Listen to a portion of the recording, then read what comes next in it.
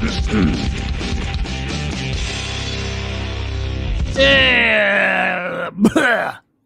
there, ladies and gentlemen, and welcome to the 68th episode of the Political Spotlight. I am your host, Kristopher H. Bilbrey. Welcome! Welcome, ladies and gentlemen. Welcome. This is the 68th episode. It is Halloween evening. Happy Halloween. Happy Halloweeny, everybody. It is, if you're watching this live, this is the 31st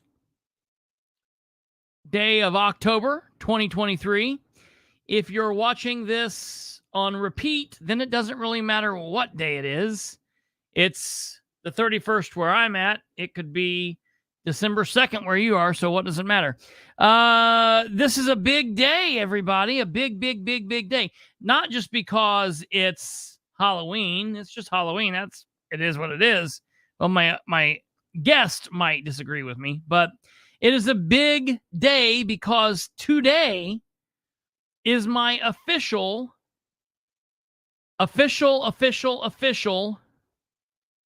1 year anniversary on YouTube.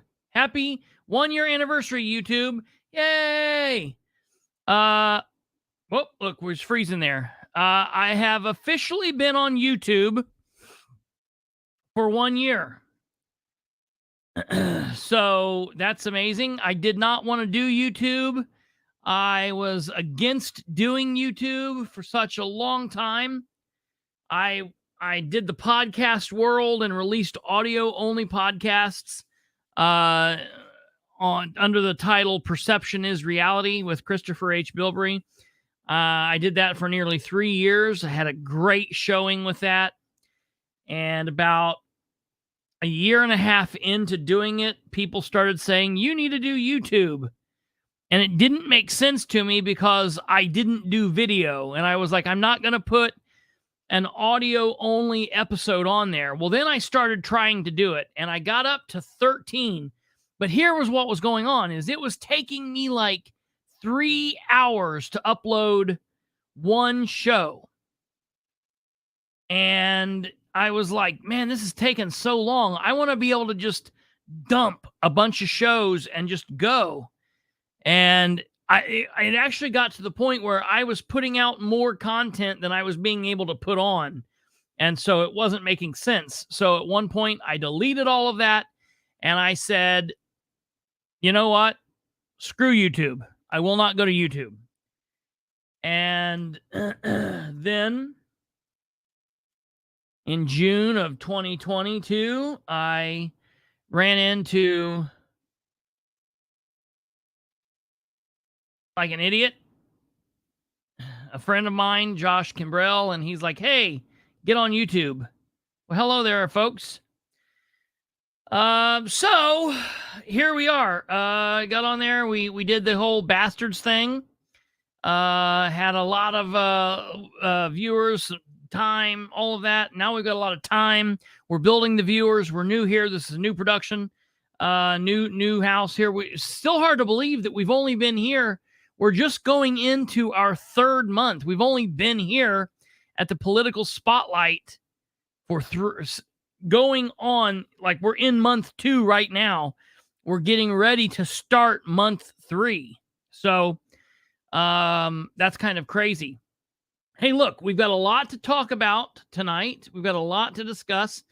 It's going to be kind of a laid-back, fun night. 1 year ago to the day, October 31st, my first official night, we didn't really do a political show.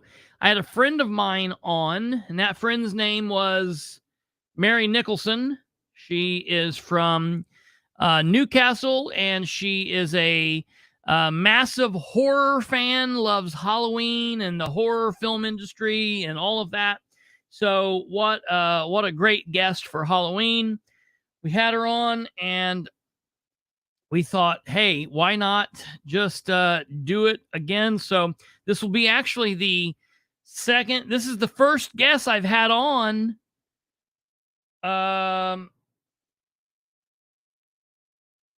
Year over. She's the second. She's the second time. She's the only first guest I've had on year to year. The only other guest I can say that I've had like that, other than Kate and Niles and Brandon, would be Donald Rainwater. So that's a really small section of people.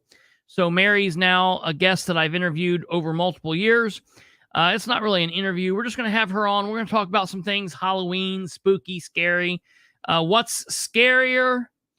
What's scarier? Let's see. What's the name of the title? Episode 68. Nope, that's not it. What's scarier than the title?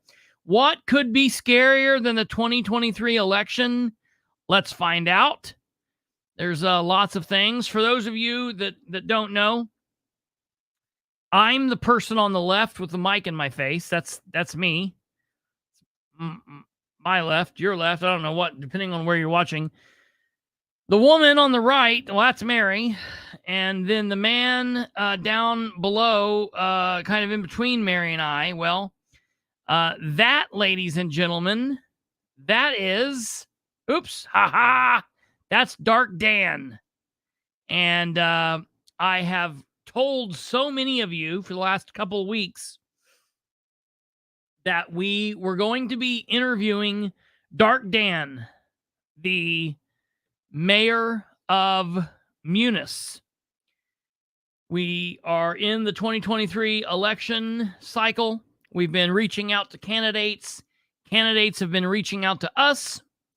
And I, of course, had to reach out to the bigger candidates, to the mayoral candidates, Jeff Robinson, Mayor Dan Ridenhour. And, we got people that said yes. We got people that actually did it. We got people that said no. We got people that didn't say anything at all.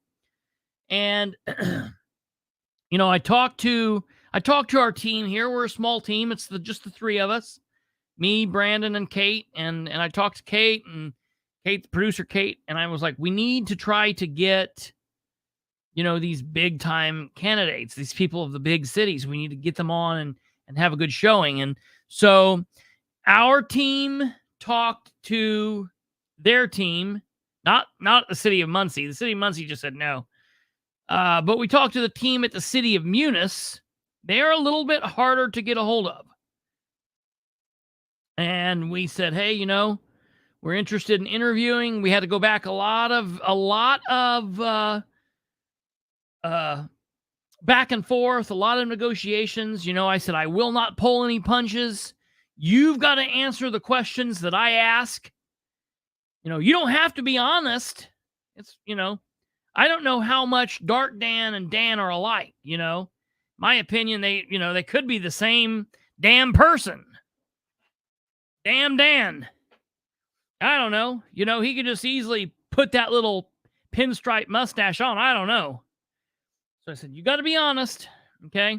The next thing is I wanted to do an in-person live interview where you could see him and, there's no jokes, no tricks here. Well, ladies and gentlemen, as it is sometimes, I have to tell you that I am apologizing because, and it's probably our end, some schedules got in the way, but most importantly, we had some satellite hookup link issues.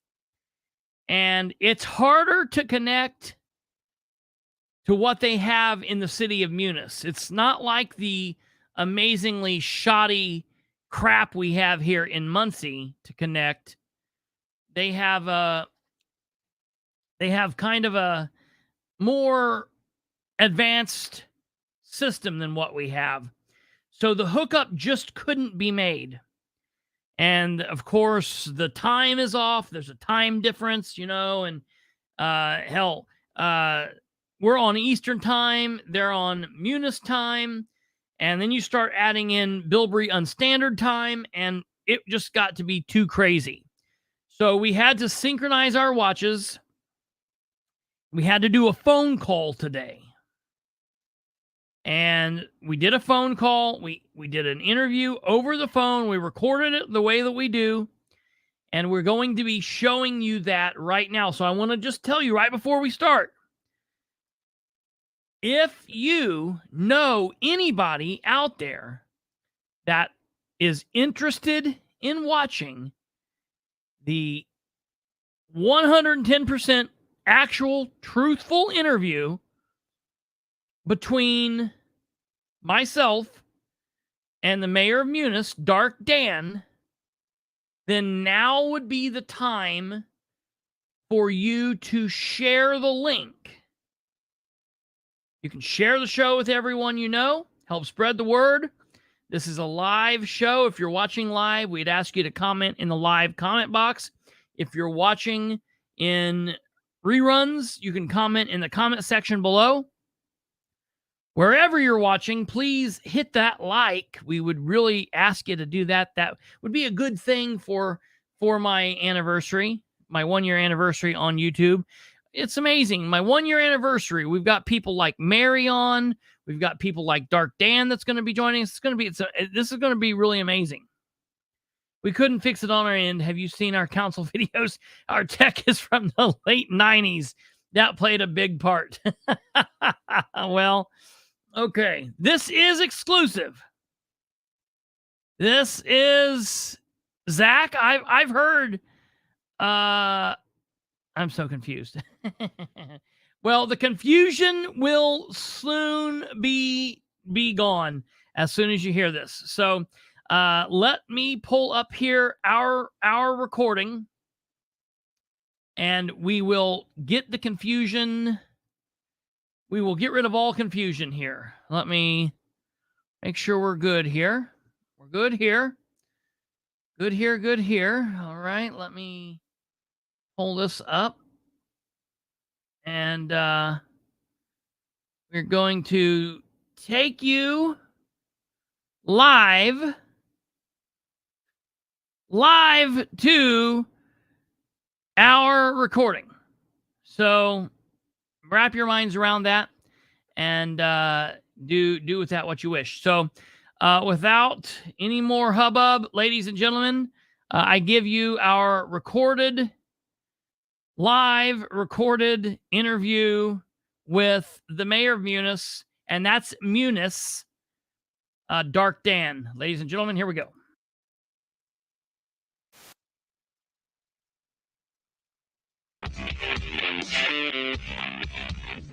Welcome, ladies and gentlemen. This is the Political Spotlight, and I'm your host, Kristopher H. Bilbrey. We are happy to be here with you. This is a part of our candidate interview series from the 2023 municipal elections here in the state of Indiana. We wanted to bring this interview to you all live during our live Political Spotlight live commentary shows at 9 p.m. Eastern, Sunday through Thursday. But unfortunately, due to scheduling conflicts and satellite link up issues, we just were not able to do so. That means we unfortunately have to do this interview by phone. However, it's still very important. We have a lot of good questions, and this is an important candidate for you all to hear from. Ladies and gentlemen, in just a few moments, we're going to be joined by none other than Mr. Dark Dan, the mayor of the city of MUNICE. We reached out to his camp. He talked to our people, and we are able to make this happen. And this is an interview that you all are going to want to hear. So without further ado, let's go ahead and welcome Dark Dan, the mayor of MUNICE. Thank you for being here, and thank you for taking part in this interview process. I wanted to start off by saying thank you for having me on, Kristopher. I know a lot of other Republicans are being chicken shits and not coming on, but I am.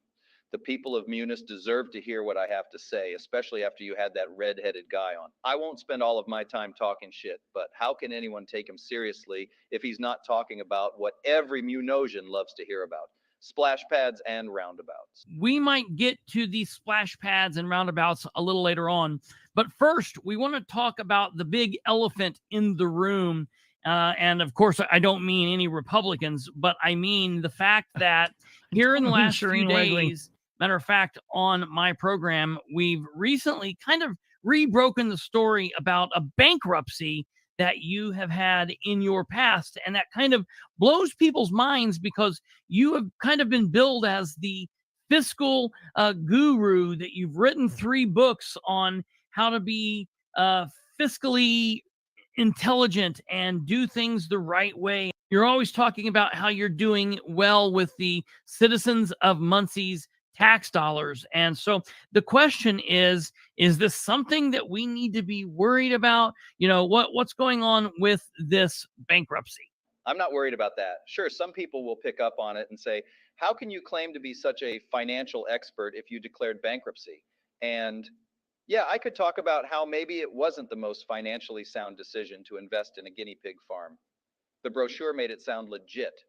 You could milk them or shave them for boot lining. You could even sell their meat on the black market. What they don't tell you is that the black market is not just going up to a black person and asking them if they want to buy guinea pig meat. I found that out the hard way.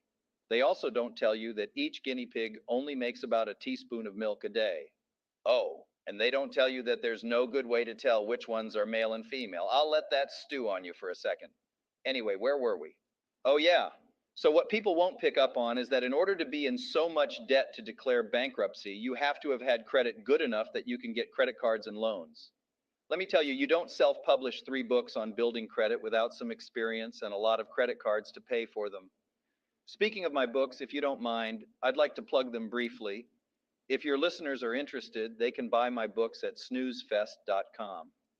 My first book is titled, Please Help Me Pay Off My Debt, a real-life plea for help paying off my debt with this god-awful book. It covers basic myths of credit scores and how to improve them. My second book, that first book didn't do so hot, so here's another one with a cooler cover, dives into the same concepts but with slightly different wording. My third book was by far my most popular one. It sold 1,273 copies. It's titled Only Dan's, My Brief Time as an Internet Model. It's got a photo of me in my white briefs on the cover. Get it? My brief time? In briefs? Anyway, I thought it was clever, but you can guess why that book was so popular. So yeah, I had really great credit, and that's how I was able to rack up enough debt to need to file for bankruptcy. Personally, I think some people just want to be negative, and they miss the part where it took my experience to get my credit scores that high.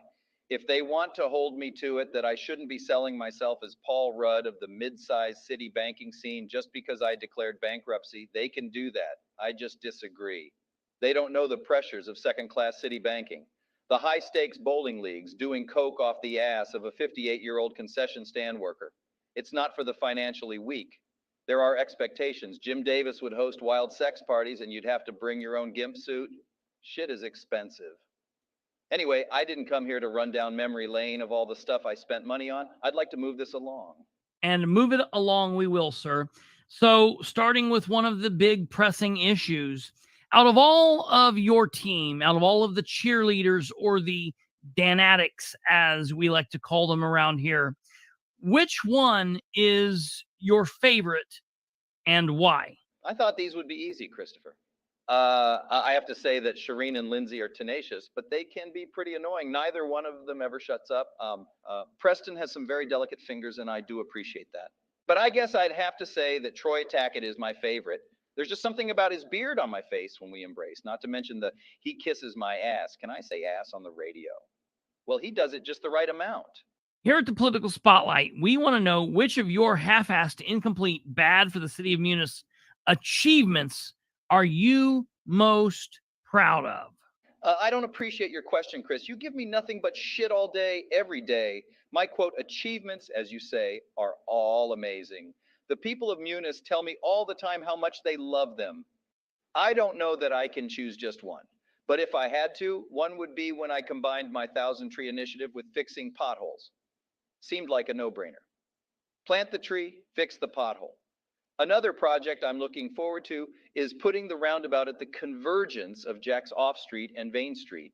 That's where we're putting the Prince Albert Seaman Memorial right next to the splash pad. Oh gosh, how could I forget Spatula City? Or Meet and Greet, the family-style funeral home and buffet, or the Cornerstone Memorial Splash Park where the old Cornerstone building was. Whose cousin do I need to be, or anyone else in the city of Munis, to get an insider deal? And what proof of relationship is needed? Ha! Well, being Councilman Clark sure doesn't hurt. There are worse people to be related to. Shit, I wish I wasn't related to my brother sometimes. Every time there's a train stopped, I worry that it's. Oh, fuck. I knew I shouldn't have smoked that bowl before this interview. I get too chatty when I'm high. Wait.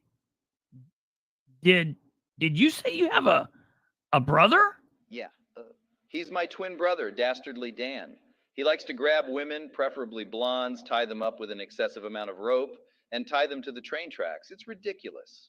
We've tried to have interventions, but all he does is snicker and twist his admittedly superior mustache. If you can't tell, there's a reason I've made sure never to mention him. Okay, moving on. You recently had a concert partnered with Ball State University that was more than a little controversial because of the amount of money out of the edit fund that you used to pay for it. The citizens and we here at the Political Spotlight want to know, do you have any more plans for free concerts that will end up costing the taxpayers crazy amounts of tax dollars? I'm so glad you asked because I do, in fact, have more concerts planned. Rick Dees, famous for his top 40 countdown, came to play his smash hit, Disco Duck. Norman Greenbaum also performed his hit, Spirit in the Sky. Both of those were in September. Lou Vega is on my wish list. Gordon Lightfoot's people have yet to get back with me. As for acts we've lined up, we are bringing in Jimmy's Chicken Shack and Sean Mullins to play at the auditorium at the Delaware County Justice Center. The people of MUNICE have responded very well. They know the value of music, so they don't mind spending hundreds of thousands of dollars on acts like these. Sure, I could use that money to better assist the less fortunate during the winter, but let's be real. Those people don't pay taxes anyway. I'm here to make sure those people who are paying taxes are taken care of, entertained, and distracted. Everything's gonna be all right. I can't wait to hear Lullaby for sure. I want to know if he can still hit those high notes. All right, moving on, Mayor Dan. Do you mind if I call you Dark Dan? All right, Dark Dan, I know that you guys have been attempting to fix the roads, or at least make it look like you are attempting to fix the roads, or you have at least been taking pictures of roads that you have stated that you fixed. Whatever's going on there, I'm not really sure. But these Muncie roads that you haven't fixed have done a number on many citizens' vehicles, including mine.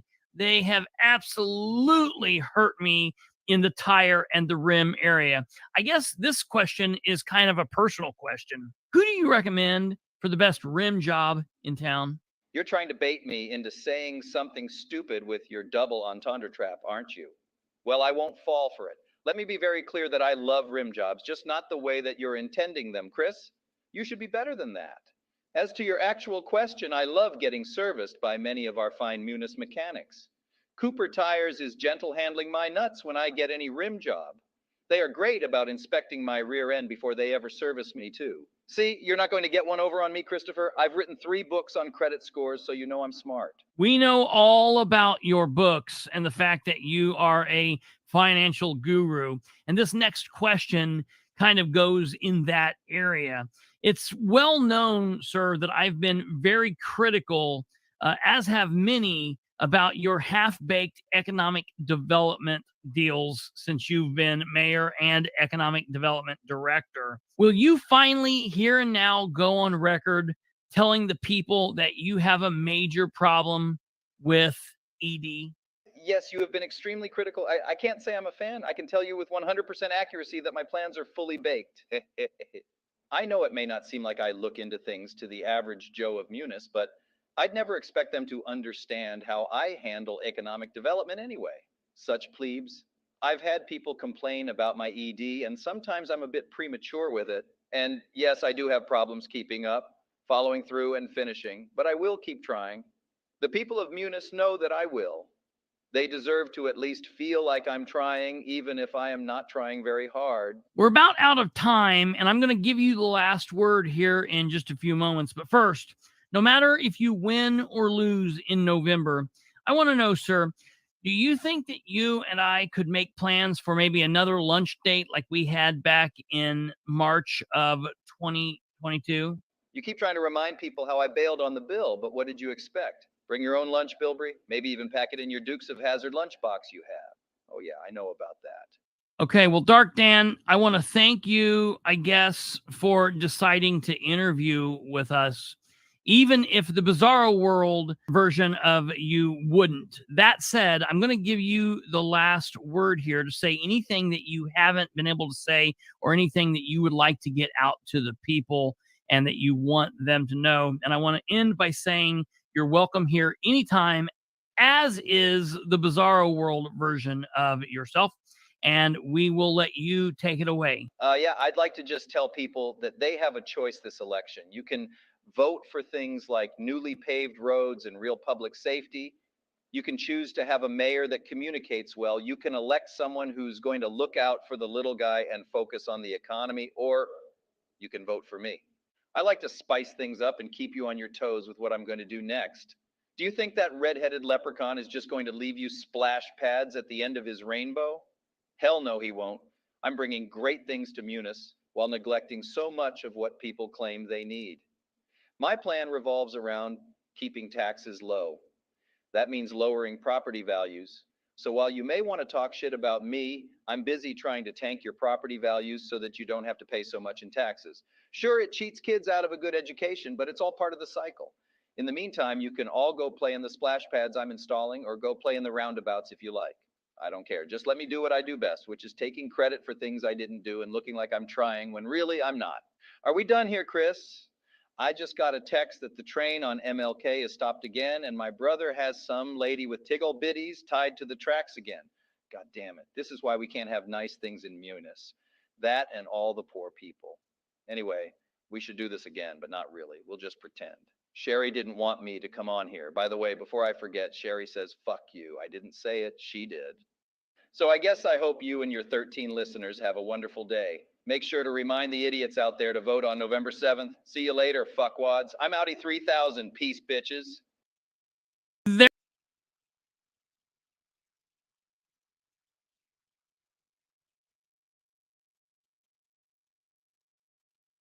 There, ladies and gentlemen, was the interview with Dark Dan.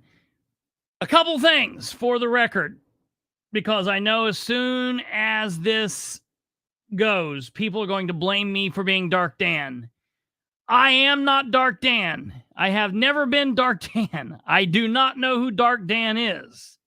I sent questions. Dark Dan sent the answers. We've presented them there for you. If you want to watch that in and of itself, in its entirety, by itself, outside of this rest of the live, that will be live at 10 p.m. and you will be able to watch that on its own link.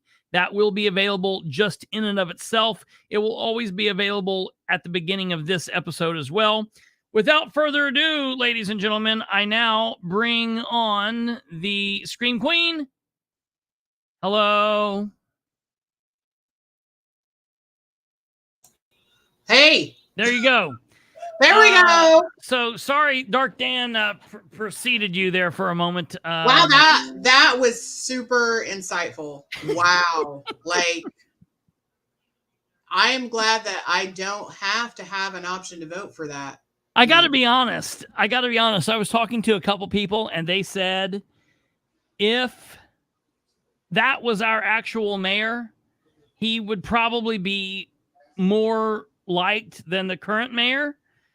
His Bizarro World. Well, I gotta say, he seemed more like transparent than the Dan that's actually his mayor. Don't get me wrong.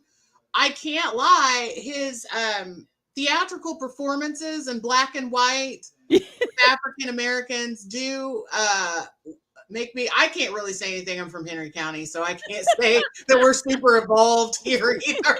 So, I was gonna say, whatever. I saw the head snap when he was letting people know that he learned the hard way that the black market is not just walking up to a black person and asking them. And listen, I'm glad someone learned that you can't just and I'm not talking about anybody specific, so I'm just saying that you can't use stock photos of black people to make people think that you have support in Yeah, the right. Black Absolutely. community.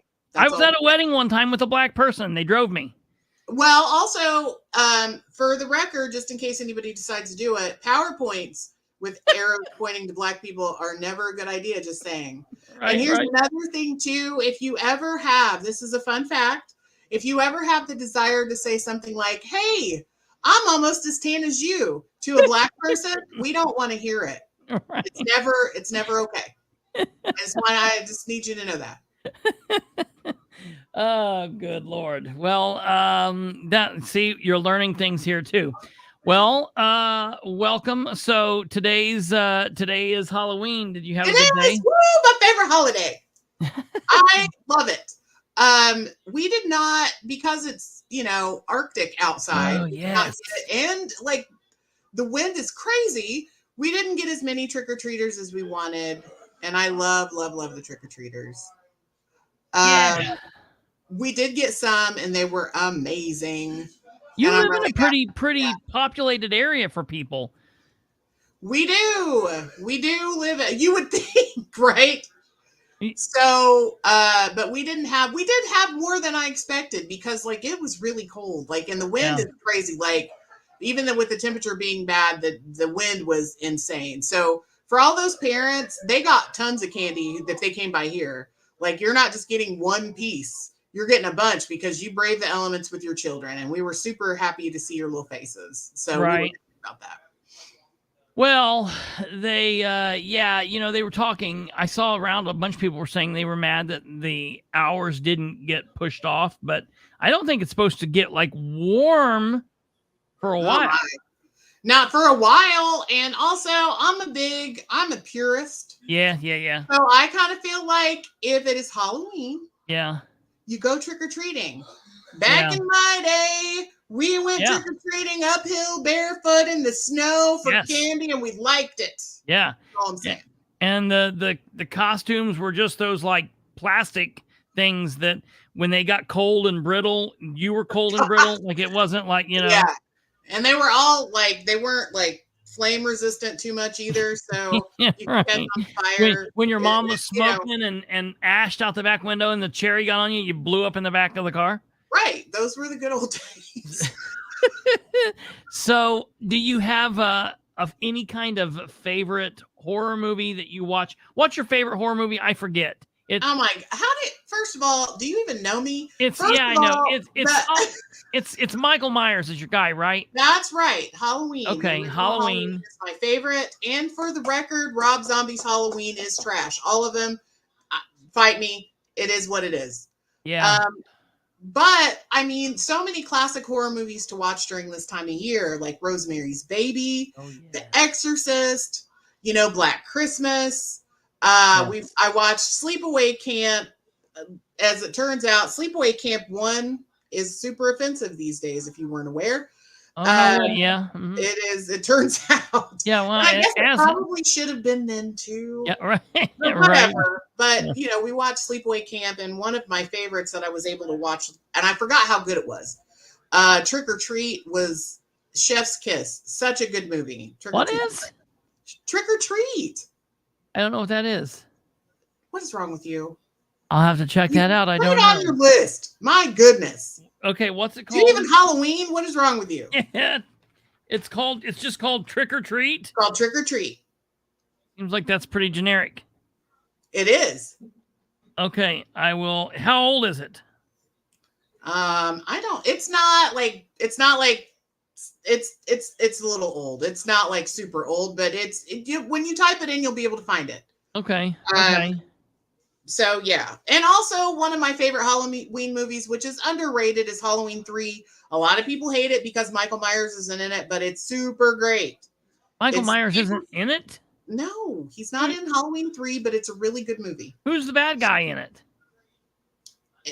It's kind of a political movie. You'll like it. Halloween 3? Yes, Halloween 3.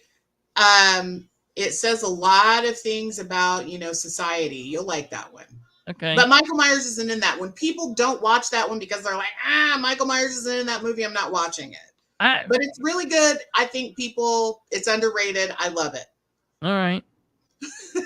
All Oh, right. Alma. I'm so good stuff. That's hilarious. So, question then, do you get into any of the American Horror Stories, stuff like that, Yeah. or nah? What? Okay, so with American Horror Stories, it seems like every other season is good. Yeah. I'm not saying that a lot of people liked every season. I didn't. I liked the first one, didn't really care for the second one, liked the third one. It seemed like every other one for me. I liked like the first 4 episodes of the first season. And Yeah. I feel like I get watching it and it's like, man, this could really be good. And then something happens and it goes like way off kilter. It goes like it runs off the tracks. Right. And it's like, what is this? And well, see, the thing about that is like they want to suck you in with that one. Is like they'll have an episode and all of it makes sense for the first 3 episodes, and then the 4th episode they'll have stuff that doesn't make sense. So they want to have you come and watch the next episode. It all makes sense at the end. The first season was good. The second season was like, I don't know. And like I said, the Witches season, loved it. So, oh yeah, and I didn't know whether you knew this, but Nick Castle was one of the Michael Myers in the original, and like yes. we're best friends. Like I got pictures. We've been taking pictures together, so it's fine. He like has a protective order. Whatever. Like maybe he won't say I'm his best friend. Yeah, but, right. He's my best friend, so that's what matters, right? Yes. Yeah, Joey here said Hunter Von Leer. Do you know that name? I figured you probably would. Mm-hmm. Was his neighbor for a while. Nice. So I love it. That's interesting. Also, for any of you, Human Centipede. Well, that's called The Dan Addicts. Oh my God, where's it at? I was not a fan of that movie, and not because it wasn't a good movie, but I could not. It was too much. Didn't like it. And for all of you out there, my family. Okay, things you should know about Halloween. Halloween is, first of all, my son Michael, who is watching. His birthday was yesterday, and we celebrate his birthday and, of course, Halloween, which is like my Christmas on the same day. Sure, so they are all up in the comments. So please know that they are having the best time up in the comments. So, I love it. They're having a good time. Yeah. Well, hey, that's what we're supposed to be here doing. Yeah. Let me ask you this before we get ready to move into some maybe urban legend stuff. So you have the show that made me think of 2 things. Do you watch Black Mirror? Have you watched Black Mirror? I have. I even watched the movie. Like what was the movie? The movie is where you could pick your own ending. Oh yeah, blah. Okay. I watched it too. That? It was funky. I watched it and tried going through all of them. Okay. That's not the way you do that. Yeah, well, I watched it the good way, first of all. But the good way meaning you just picked your ending and I watched it the way you're supposed to, and then I went through and tried to do it all. But so did you like have you watched the last season? Yeah. What did you think about the werewolf one? Yeah. I think that it was a missed opportunity. Yes. So, I mean, but that's because, again, I'm kind of a purist. Yeah. So, but I think Black Mirror did a lot of cool shows, really. Yeah. But I didn't love that one. I didn't really love it. Overall, I like Black Mirror. I did not like this whole season, and it sucks because it's British made. They only make like 4 episodes a season, and there's like 6 years between seasons. So it really, really, really is horrible. Yeah. I mean, if you don't like it, it is what it is. But yeah, so that kind of sucks. I watched it too fast and it was done. And I thought, well, okay, well, see you in 7 years. Right. Yeah. For those talking about the human centipede, see, we have a version here. Yeah. It's the Dan Addicts. I knew that we had it there somewhere. But no. So the other one, I know I was thinking of one that was like American Horror Story. I cannot think of what it was. If it comes back to me, I'll ask you. So, let me. I guess the last question I ask is, outside of your favorite being Halloween, just when you're watching, what do you like better? Do you like gore? Do you like jump scares? Do you like psychological thrillers? Does not matter? Which I'm one's more your of a favorite? psychological. Okay, it's a twofer for me. So I like psychological thrillers, but I also like a really good kill. Okay, yeah. You know, a creative kill always makes me giggle, which I think maybe is a little psychotic, but I do love a good kill. Yeah. I think the more creative, the better. I'm not a huge fan of blood just for the sake of blood. Yeah. It's Jamera. No, that's not true. It's because she says that. I'm glad she said that. The reason why, that is my daughter, if you didn't know. Yeah. That is my daughter. And the reason why is because one of her favorite movie genres and series and themes is the Saw movies. I'm not a fan because I think they're just killing people to be just, oh, let me see what the worst kill is possible. I'm like, that doesn't make any sense. Like, why did you just rip her whole jaw off for like no reason? Like, but she loves that. She loves it. Yeah. It's not me. She likes that. It ain't me. I watched the very first one and I was like, this is too much. And then after you watch the first one, there's no real reason to watch, they're all the same after that. Yeah. Well, I mean, it just keeps getting gorier and gorier. The kind of like Hostel made me mad because it's just like, let's just kill everybody and put them in a blender for no reason. But what are we doing here? Like, what's the plot? Yeah, yeah. But I will say, Halloween being my favorite, the original Halloween is my favorite. The last Halloween, I'm not going to spoil it for anybody who hasn't watched it. That's new. I hated it. I absolutely hated it. That is my child in the comments, by the way. Jesus. Anyway. The last Halloween I didn't love. The two before that I really liked. They were good, The final one I didn't love it. What about the Purge movies? The Purge movies, Yoko. I liked it was kind of a hit and miss with those two. Yeah. I liked the first one, but and I understand that part twos are not going to be normally part twos are not as good as part ones, but it kind of seemed like I didn't like the second one much, but the third one was kind of interesting. The more like political it got, the more interesting it got for me personally. So, and now that you said Chainsaws and Blood, Leatherface is one of my favorite people. Oh, yeah. The original Texas Chainsaw Massacre, hit her again, Grandpa, is one of the best lines ever spoken. Yes. So, those are the I really, really like classic horror.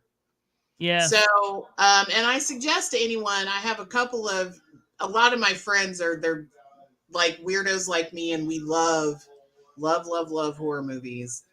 So we'll talk about the weird ones, and we love like the black exploitation ones like Blackula and so on and so forth. Yes. Things like that. But and you know what? Listen, and Scariest Boo, I know Chris, that's Chris. And he does love a good Medea movie. He does love that. He's one of my family where he loves Medea anything. I tell you what, I've never seen that kid laugh so hard. He loves Medea. I just saw I have not seen this. I thought it was something coming out, but I just looked it up, and I guess it came out last year. I can't tell what the name of the movie is. It's either, and forgive me which one, I don't know which one is the title because they're both prominent on the box. It's either We Can't All Die First or The Blackening. Have you seen or heard of Okay. this? Yeah, I saw The Blackening. Okay, good or And not? yeah, good? that's probably the hashtag. But I did watch The Blackening, and Yeah. I did enjoy it. Okay. So, we just watched it. I want to say a couple weeks ago. Okay. So it was pretty good. Is it? Because I know it says it's obviously like the trope of, instead of it being like 7 white kids and 1 black kid that dies first, it's 9 black people in a forest, and obviously you can't all die first, so it's like, No. it's like I mean, somebody black has to die first, sure, but somebody black also has to die last. So it kind of works out. You know what I mean? right.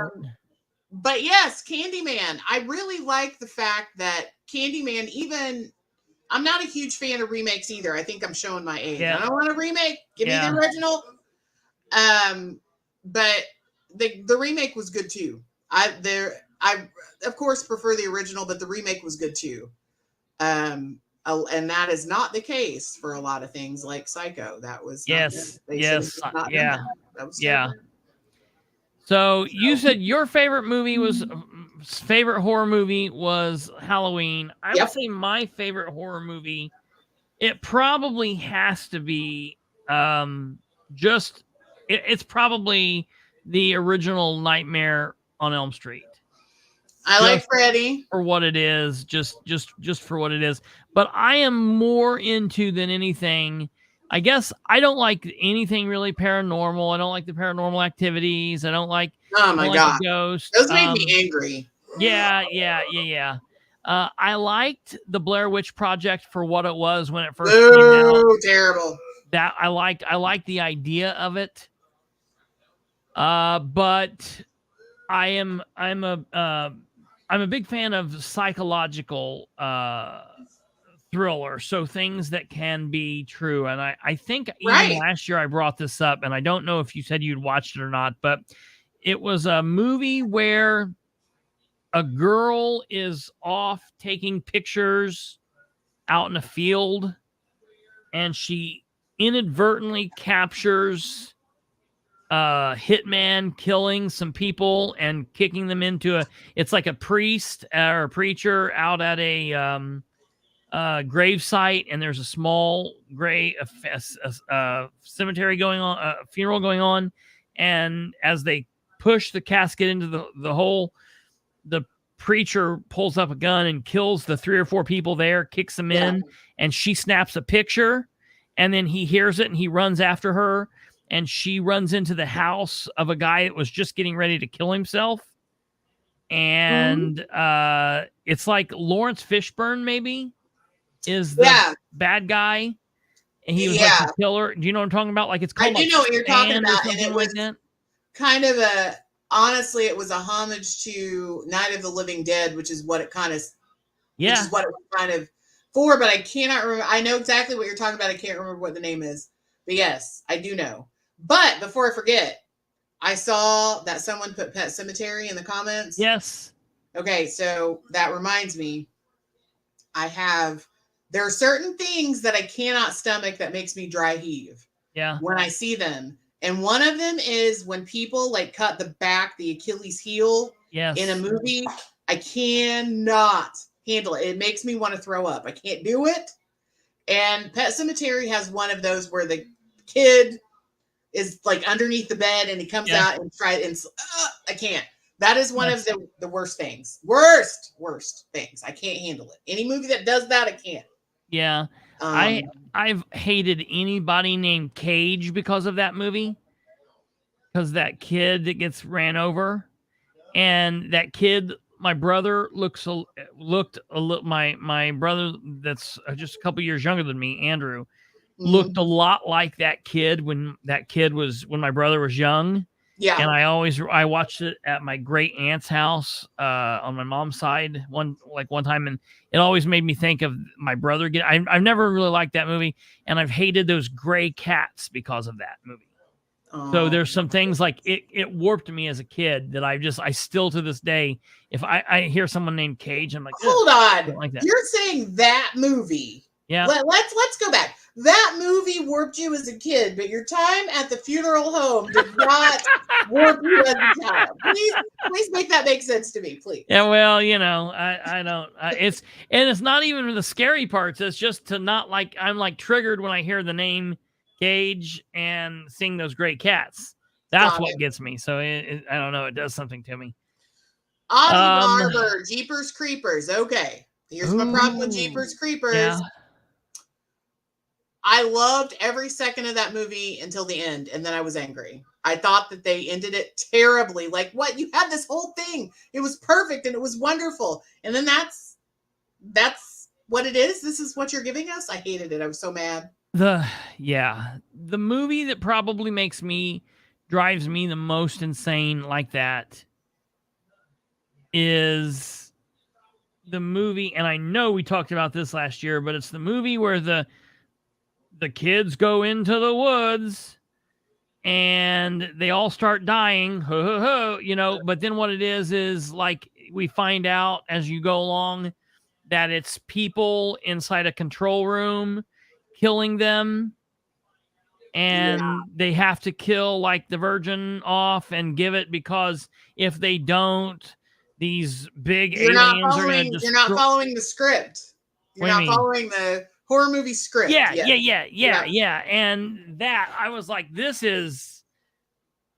After I watched that, I don't think I went and watched another horror movie for a long time after that, because I thought there's nothing more to be done. This is trash. And it really bothered me after I watched that for a very, very, very long time. I also disappointed, I guess, was in Scary Stories. I grew up on Scary Stories to Tell in the Dark. Yeah. And I know, I guess they did it for like the kid audience, but I just thought that could have been done so much better. Yeah. Well, I felt the same way. I don't know whether you they released this recently, Goosebumps, a Goosebumps series. Yeah. And honestly, it was going pretty good for a minute, but then it went downhill fast. I don't think I've watched the new one. It's not the one you're talking about with Jack Black, right? That's the old ones. No. Okay. Yeah, I don't think I've watched the new ones. I just don't know. Children of the Corn. Listen, there is a certain. I love Children of the Corn, because it's plausible creepy. Now, did it get crazy the more Children of the Corn sequels they had? Absolutely. But you know what? Also, I happen to enjoy Sharknado. So if you have, just the premise of Sharknado, the first one, is terrible. But trust me when I tell you, it gets more like what? Yeah. As they go on. But I love watching them because it's so ridiculous. Chucky, I never really understood Chucky because I could kill that thing. I'd football kick that kid. I gotta say the first Child's Play scared me, but I was younger and it did I think I had the My Buddy doll that was based, that was supposed to be. I think I actually had that My Buddy doll and kid sister. So it was pretty scary for a couple of nights after watching that movie. I remember watching it. But after when we get to part 2 and part 3 and then the bride and all of that, can go on somewhere. I can't. Yeah, right. Yeah, right. Yeah, kill them all. So moving from movies to you were talking about, we talked a little bit about maybe talking about urban legends and things like that. I don't think I asked you this last year. We kind of talked about things in Indiana and things like that, but what's your favorite urban legend that you heard or that you know? What's my favorite one, because it's still to this day, I'm not afraid of anything, but I don't know that I can do it now.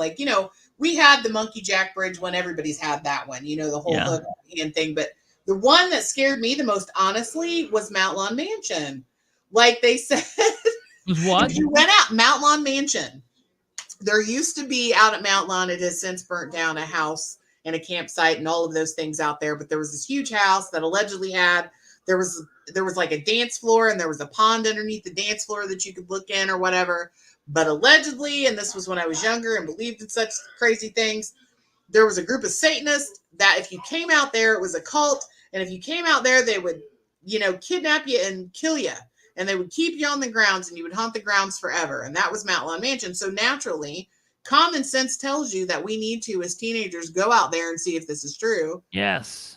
And I don't know how many times we were scared to death. Now, as a grown-up, I don't know who was really out there, but there was a couple of times that there were people, we saw people when we went out there to be nosy.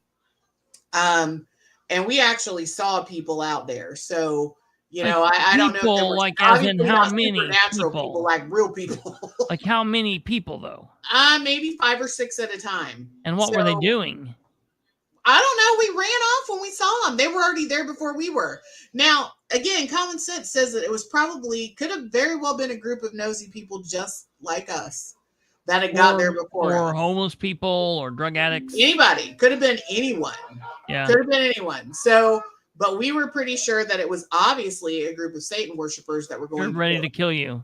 Well, and we also, as I started talking to, I wonder if Aaron Mann's watching, because we were all told, like, there was out by the, here in Newcastle, out by the animal shelter, there was an area, a neighborhood behind the animal shelter.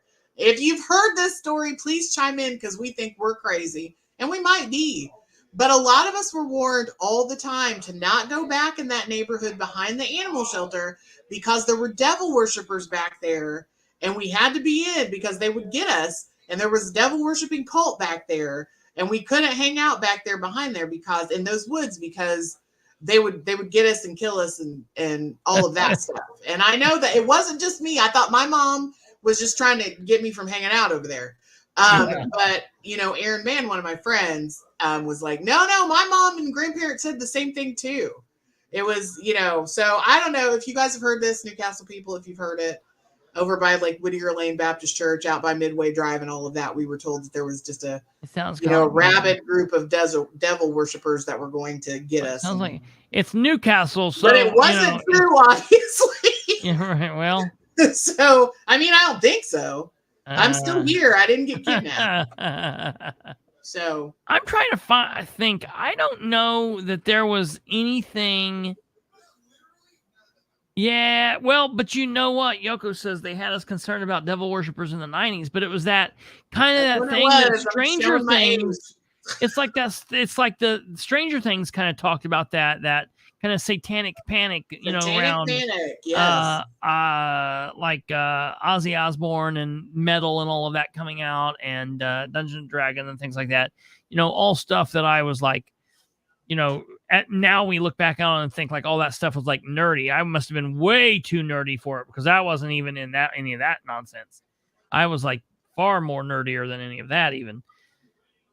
We don't have anything like that. The Henry County Sheriff's Office is haunted. It's I don't know about dead spirits, but there's definitely some serious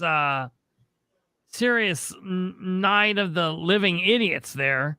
Oh man, I don't know. It gets crazy around here. So I've even heard I've heard an old wives' tale, and that is if you're a person of color and you drive through Henry County, some people say even to this very day that an unmarked sheriff's vehicle will pull up and a person in slacks and a white shirt that's 3 sizes too small will jump out, and you won't even know if it's really a cop or not. That sounds really scary and also plausible. Right. So I totally believe that story. Like, and that's the thing that was always really funny is like, and I think maybe that's why horror stories were always so much fun for me, because I lived here in Henry County. The reality was scary. So yes. Yeah. There wasn't ever a time that we were like, oh, yay, we feel totally just safe being brown here. There was never that time. Right. So horror Right. stories were way more fun. Sure, absolutely. Alva says if you get a chance, research Mary Stockham. Stockham. She was a lady that they claimed was a witch, and she killed off her children and buried her, and then dug her up and removed her head and buried it separate. That happened in my hometown in Ohio. Okay. Sounds good.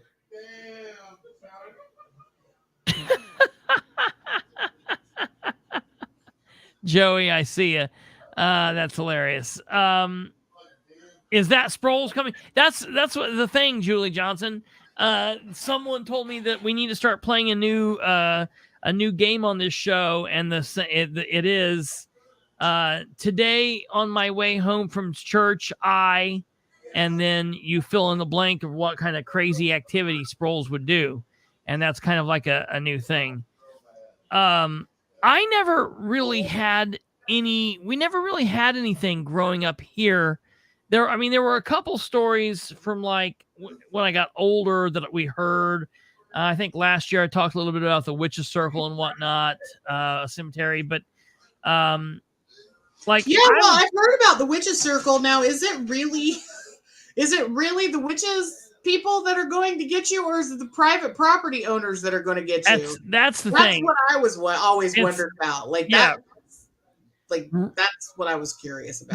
That's the thing. That's it. I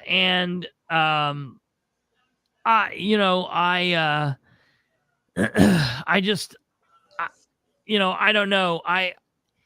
My thing is, like, and I said, I think I don't have a problem telling anybody this. I don't buy into any of that crap, whatever. But I will spook myself out. The supernatural? Yeah, I'm just not Bilbrey. Just not but here's the thing, and the deal is, I will spook myself out in a second. I have no problem making myself spook myself right out. Not afraid of any man, not afraid of any couple men. I'm good. We're good. We can fight it out. We can shoot it out, whatever. But just staring into the black hallway, it's like I went to the asylum the other day.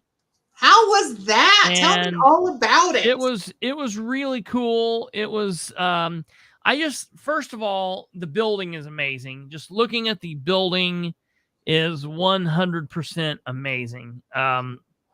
Going in there and just all of the crap, the old furniture and all of the old gear that they've got and everything is really cool.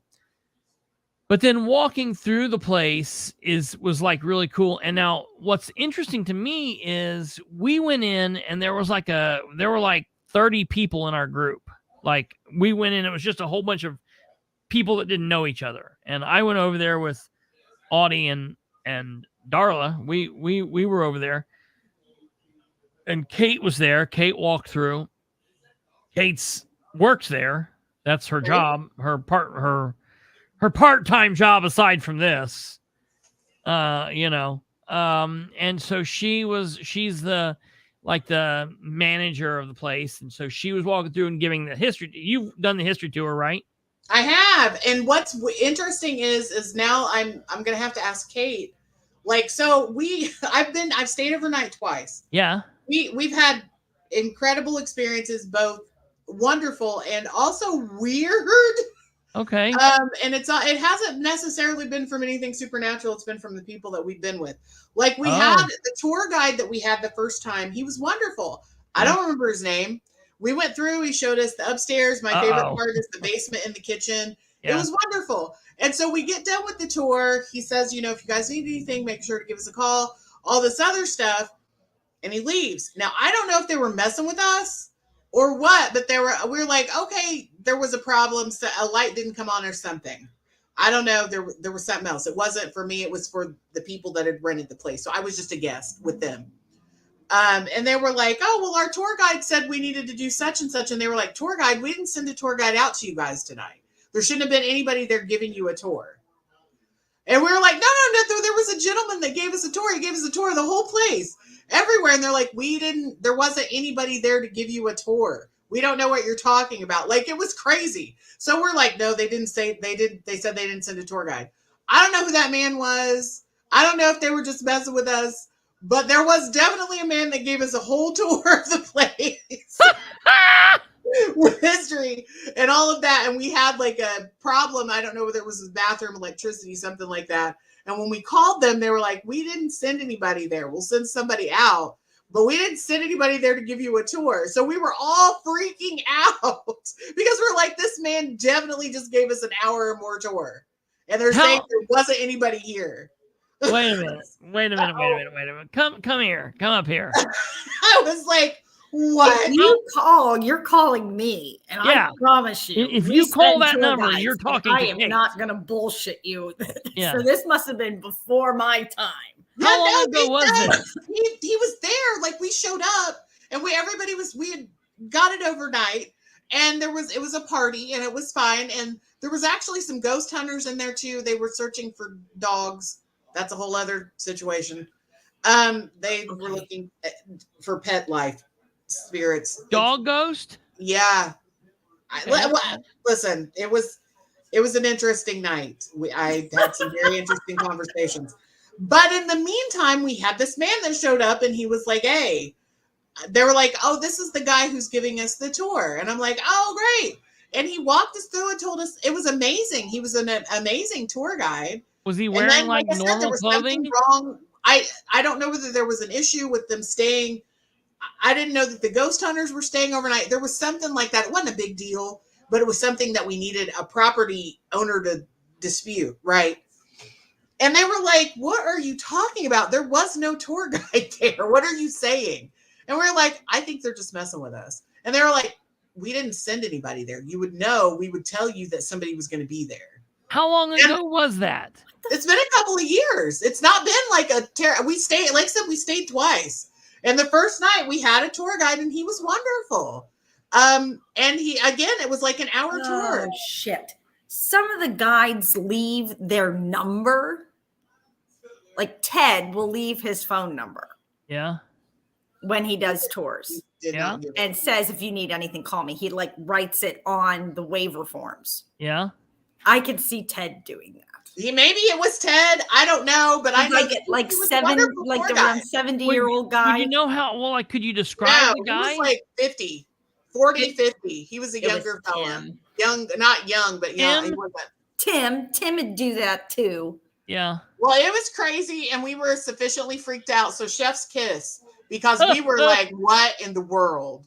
They were like, no, we didn't send. There wasn't a tour guide there. We haven't sent anybody. You guys were like, I'll be honest. Gotten in the building if they hadn't sent somebody out. Right. So I don't know. Unless there was somebody that had a ghost key. Right. I don't know. The stories were good. Unless they had a ghost key. And it was a wonderful night. And then we stayed again, and we did do another tour, and it was lovely. But the problem that time was a guest. We had a crazy guest who got very upset. I think my daughter's probably still in the comments, who got very upset because we said we didn't really like Jimmy Fallon, and she freaked out and said she was going to kill us. No kidding. She threatened to murder us all. No joke. You didn't like Jimmy Fallon? I don't Yeah, really that was it. It was no more serious than that. We thought she was kidding. She was not.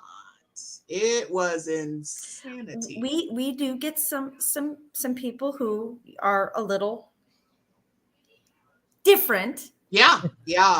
Different. We'll go with that. That's nicer. Yeah. So it totally wasn't supernatural. And we had the first night we had ghost hunters. Yes, thank you, darling. That lady was crazy. We had ghost hunters who were looking for the spirits of raccoons and ghosts and dogs and cats. Oh my. Yeah. And I thought they were kidding. And they were like, no, come in here. We're going to show you the infrared image of this raccoon. This raccoon has been haunting this place for 75 years. And I was like, why does this keep happening to me when I come here? But no, it was a good time. It was a I good time. think you need to book it for yourself, dear. Right. That's what I'm saying. That's why I was like, I wanted you to go with us when we went, and I wanted to I would have loved it. I wanted to do really, this then. I really love, and so next time, let Yeah. me know ahead of time so I can Yeah. save. We'll And plan- I really, yeah. really, really, really love the kitchen in the basement. I love it. Yeah, It's yeah. really good. Now my thing is, I could toss the whole thing and just go spend the whole night in the attic with the lights off, Yes. just staring into the dark. That was awesome. I wanted to have an event like in the attic. I loved the attic. It was great. Like I just want to, We have just a had party a in wedding the attic. up there a couple weekends ago. That's a good place for one. I thought that the first time we walked up there, I was like, this is so nice. It was really cool. It was Yeah. really cool. The whole building is really cool. I like the building. Listen, even if you're not into the ghosty stuff, the yeah, architecture just and the the history of the architecture, place yeah. is that was just so lovely. stinking cool. Well, again, like I said, all of our supernatural, we didn't have supernatural things. I mean, I guess unless you consider the raccoon that had been haunting the place for 75 years. Now that's a big deal. That is a huge deal. I mean, let me tell you, saw it a on the raccoon would camera, be. It was fine. So it was there, and I was like, so, and he was like, so you just think humans? And Just, I was just done knowing with the grounds, I'm He just was going to like, say it's not likely. It's more likely to be a groundhog than a raccoon. But No, Right. it was now, Kate, it was in the hallway. The man said it was there, and I'm gonna go with what he was saying, because he was like, so did you just really think that humans are the only ones haunting buildings? Your pets do too. And we're looking specifically for cats, and raccoons and dogs. I'm like, I can't tell you that that's wrong. So, but I'm really sorry that this happened to me. So, but I'm here and now I have to have this conversation. So there's that. I mean, but he was very knowledgeable about pet hauntings. So that was nice. That's a shtick. That's amazing. You got to think if that's your specialty, there ain't many people in that field. Like you That's would right. be like the foremost. No, Julie, I am not. Josh asked us that one time. No, I am not. I don't. Maybe I am. I don't know. He is the first. Him and his crew were the very first paranormal pet hunters that I had ever run into, and they are also the very last paranormal. Yes. So I mean, it's a rare situation. So I was not ready for it, but they had a lot of nice equipment. And it was definitely a conversation I'd never had before. So. Now, and I was not prepared for a raccoon haunting of that for that long. Like, that's crazy.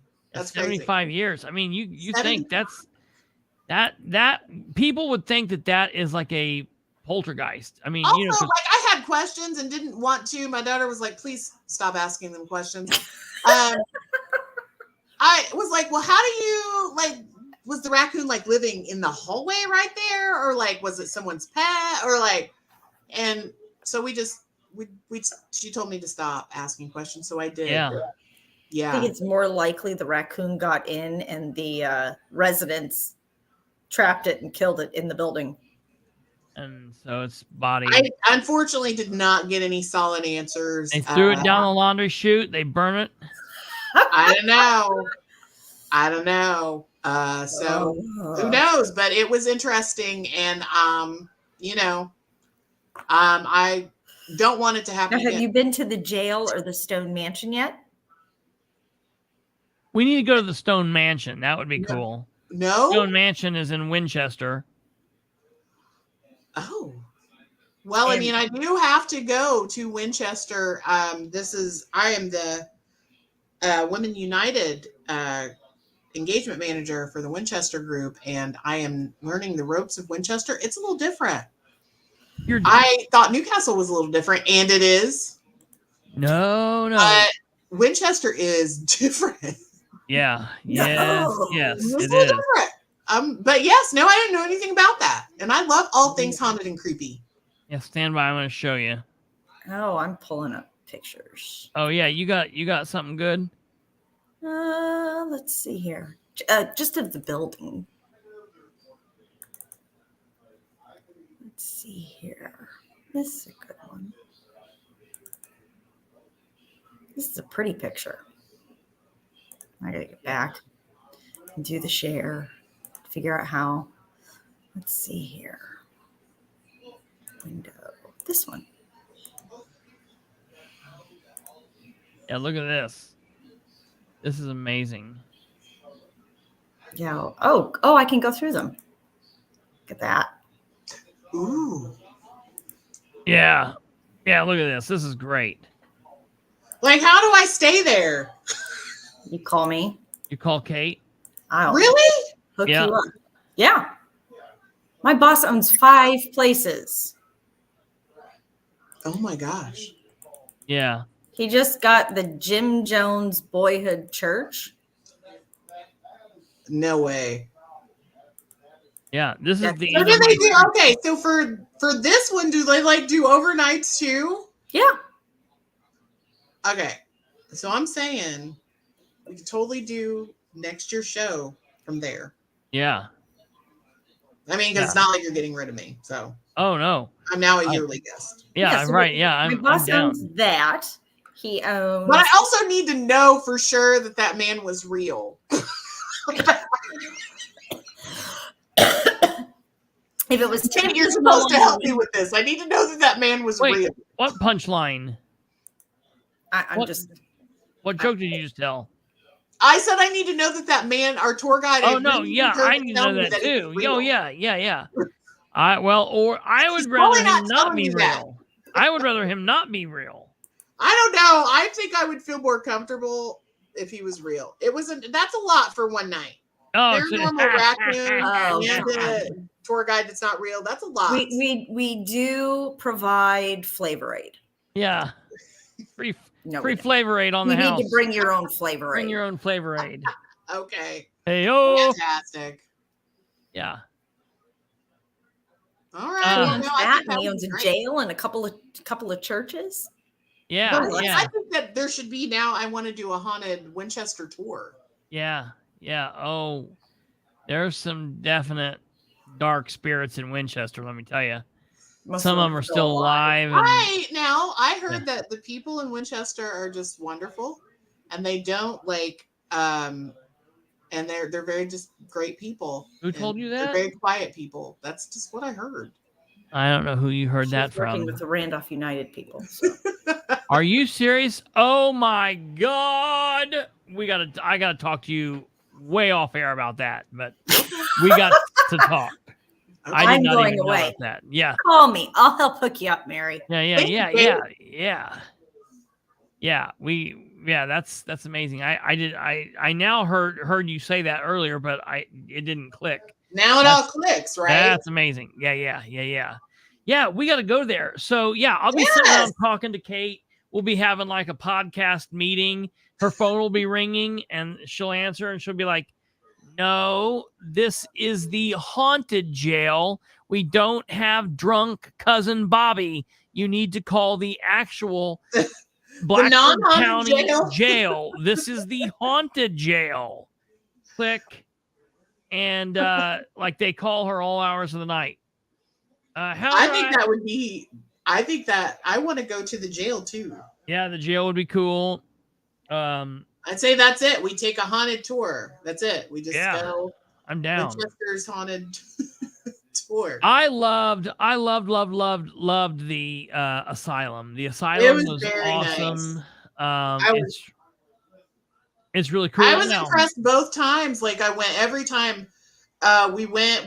I've actually been I've stayed overnight twice.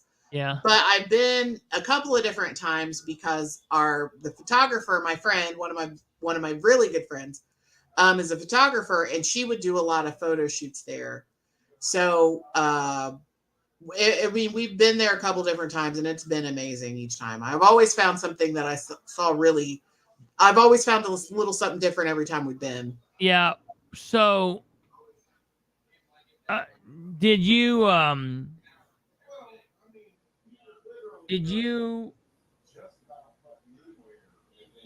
when we were upstairs, so I don't know if you remember the story, but the story is there's a judge upstairs. The judge had a makeshift bench and whatever. And when we were up there, they said you're not supposed to be up there if you don't want something that could be maybe a little pushy with you, don't be up there at midnight. So Audie and I go up there at like 10 till. We're sitting in this circle. And there are these two women that are just sitting up there by themselves, getting their little haunt on. And they're doing this thing. They've got like flashlights out and they got these cat balls out and all this stuff. And we're sitting there and it's a flash. It's just a little mag light that just, twists on, and they set it in a chair. I'm sitting here next to this chair and they're like, okay, well, Judge, if you're up here, do something. And that flashlight comes on. Flashlight came on. Nobody was around it. Sitting in the chair right next to me. They're like, okay, turn constitutional judge. Yes, it was a constitutional judge. I told you we'd get some politics in here. They then said, okay, if that's you, turn the light off. And it turned the light off. And the light went back on. And they're like, okay, flash it. Flash it. And it flashed. And I'm like, this is pretty wild. Creepy. Pretty wild. I was pretty, that's the weirdest thing that I've never really, I still don't know, and Darla said a minute ago, we were up there, we had a kid, we had a kid up there with us, like it was like 15 or 16-year-old kid. And we were out in the hallway by the jail cell, and that kid and I saw like a shadow. I'll just say we saw a shadow in a place that I don't think we should have seen a shadow. And that was pretty wild. I was like, I don't know what the deal is with this. This probably shouldn't have been there. And that was weird. And I can't say, like, when we left there, Audie was asking about it. And so did you spend the night like you slept there? Oh yeah, no, I slept there. We slept the first time, we slept on the second floor in one of the bedrooms.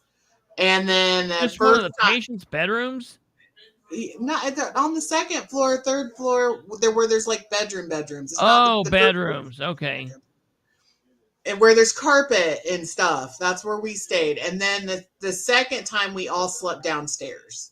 Okay. So we all slept like when you first walk into the house, there's like those two rooms. Yeah. We all collectively slept in those rooms. So and that's like I said, that's when the lady said she was going to kill us because we had like Jimmy Fallon. That's insane. You have crazy. No idea how insane it was.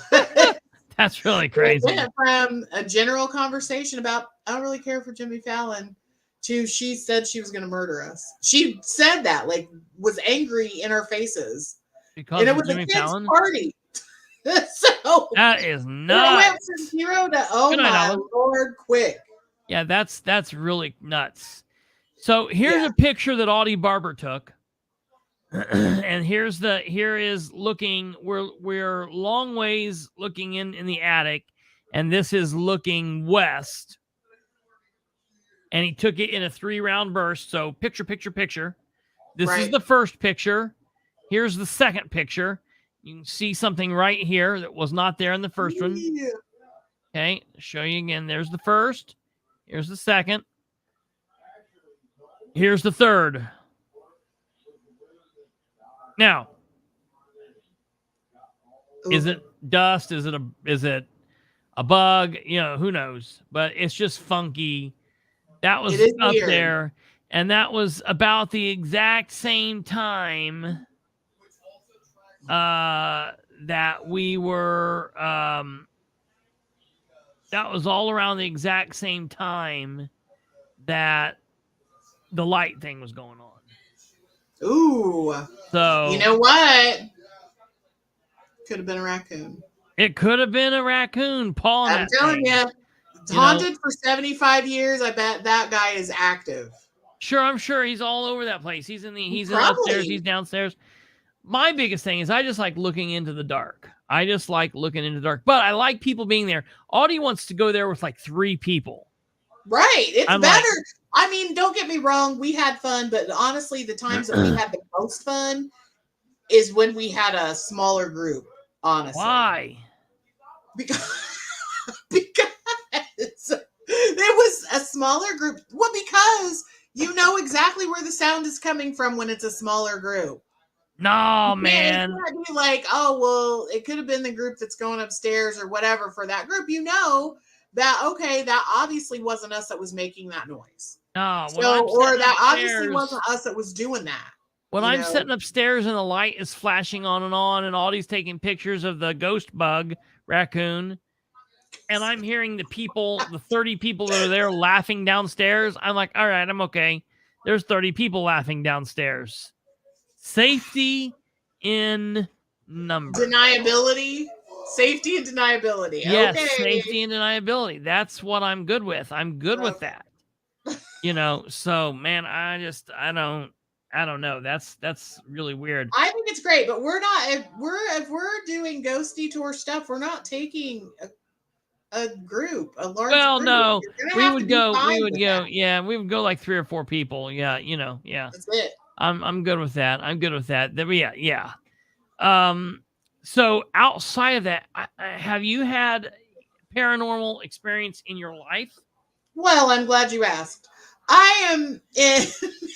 I don't know whether anybody's familiar with Charlene Perry. She has since passed on. But she wrote 3 Haunted Henry County books, and I'm in 2 of the 3 Haunted Henry County books for paranormal activity. I used to, many moons ago, be a youth coordinator at the Henry County YMCA. And one of we did youth coordinator. We did. I thought you said at the white YMCA county. I was like, do they really have that? Okay. Henry County it's YMCA. Okay. It's all the same, yeah. It's all the same, but no. But one of the things that we did was we had day camp, and each day camp week there was a different theme. Like, right, we had like Carnival Week. We had a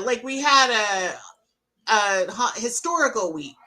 So one of those was a haunted historical week where we went out to like the state hospital had like a cemetery on the side. And so it was supposed to be haunted out there. We took the kids out there. It was very PG-13-y fun. Nothing like that was going to give the kids PTSD or whatever, but just historical stuff. So one time when we went out there, we took a group picture. The kids went out there and did like grave rubbings of the old headstones and stuff like that. Well, while we were out there, we took a group picture, for the YMCA newsletter or whatever. Well, when we took the picture, there were orbs everywhere. Now, this is in broad daylight. This is not at nighttime. This was with a digital camera. So it wasn't like there was, dust on the, whatever. It was good stuff. So we were like, okay, we're going to send this in. That's cool. Wow, that's crazy. We weren't expecting to see all these orbs and things over the kids and all of this stuff. Well, we sent it in to Charlene Perry. I was like, that's interesting enough. Sent it to her. And we ended up being in her book. So that was one. And I lived in a place that lived in a house on Walnut Street. And it was like a split apartment. It was a house that was split in like 2. And there would always be like knocking and stuff on the wall in between the apartments. And I was like, either there's a really big rat or we might have a ghost. And so because of the first experience, she came out and interviewed me about the second one. Okay. So I was in 2 of her books, but Charlene, she was an very interesting lady. What do they say? If you're rich, it's called eccentric, but if you're poor, it's called crazy. Yeah. Right? It's something like that. Well, she was a very interesting spirit. She took me to Camp Chesterfield. I don't know if you've ever been to Camp Chesterfield. Yes. But I didn't know anything about that, about spirit readings and all that other stuff, And it's the first time and the last time, sadly, that I've ever seen black squirrels. Really? I've never in my life seen black squirrels until I went to Camp Chesterfield. So if you've not seen one, then go there because that's where they are. I mean, I'm sure Anderson, they probably took over in that area. Yeah. But I have never I thought it was some sort of weird myth situation, and then we went there. I was like, oh my god, these are black squirrels with red eyes. That's crazy. Have you ever seen an albino squirrel? No. I've seen an albino squirrel in Winchester. Really? Yeah. So see, there's weird squirrels everywhere. Everywhere, yeah. You just got to get out more. But I just haven't. The squirrels I see around here, they're just brown. Yeah. So I was totally amazed with the black squirrels, and also the spirit readings there. Camp Chesterfield is a unique little place. It was crazy. But I was super glad that she took me. But because of that, a lot of, like I said, I ended up being in 2 of the 3 of her books with little supernatural ghost stories. So I have to say I've never really been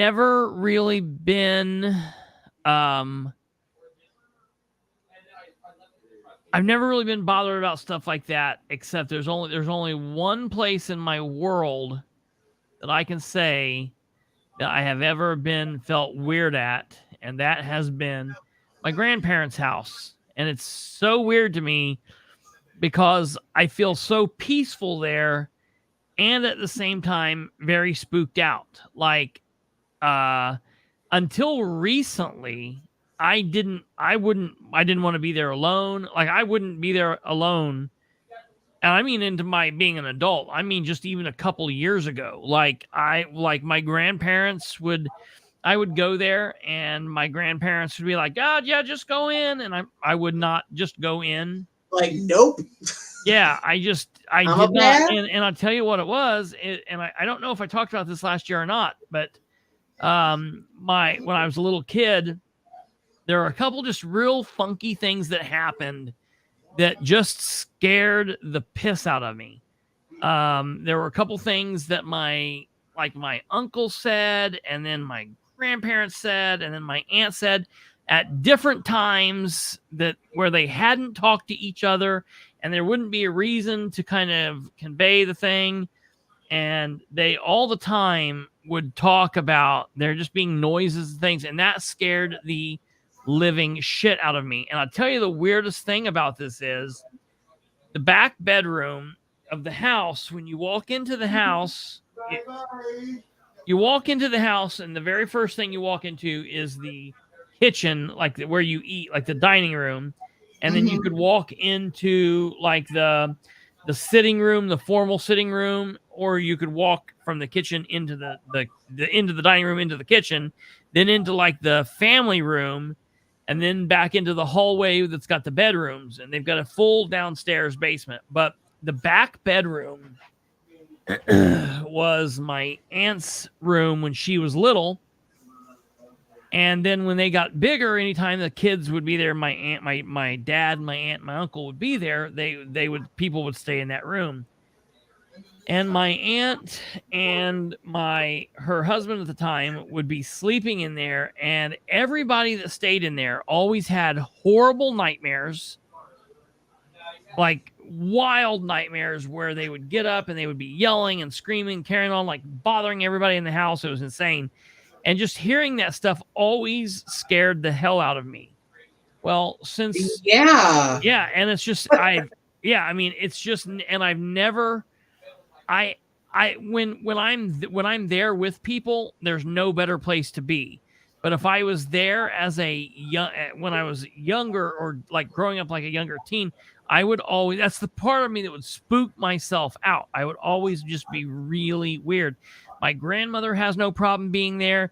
She can be there by herself. She can be there with my grandfather. There's been times my grandfather's had to stay in the hospital. She has no problem staying there at night by herself, you know.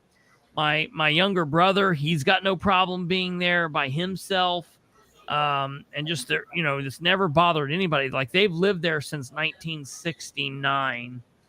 But what's weird about it is the guy that lived there before them was a doctor.